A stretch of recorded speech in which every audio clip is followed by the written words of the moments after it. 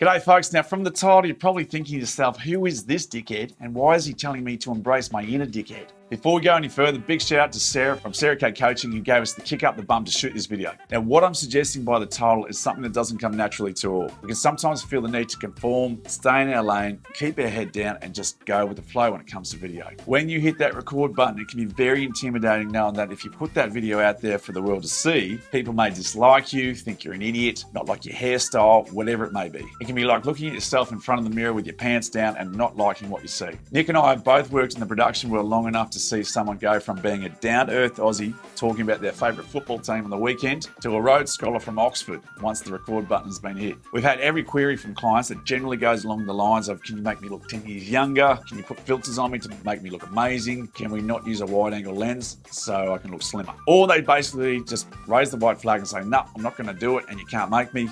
Got a meeting in 5 minutes to pull out all my teeth and I'd rather do that than shoot this video. So we get it. It can be a very daunting process to use video in your business and sometimes our insecurities can be our hurdle from putting out some solid content that could potentially put a smile on someone's face, have them connect with you, or God forbid they learn something. So back to the embracing the inner dickhead part of this ramble. Basically what I'm alluding to is around breaking the rules of how you're supposed to be perceived in your industry. Breaking the rules around just fitting in with your content, allow yourself to be silly and have a bit of fun with your content creation. Discover that inner dork or dickhead that will endear themselves to an audience. Know that it's okay to be vulnerable, that it's okay to make mistakes, know that it's okay to be human. So the $1 million question is, how do you go about embracing your inner dickhead? A great start is self-awareness. Catch yourself out if you find yourself pandering to your audience. Catch yourself out if what you're saying doesn't feel right and is conflicting to your values. Look at videos you've done in the past and look at mannerisms or body language that don't quite serve you. Be aware of where your comfort zone is and be okay with trying something new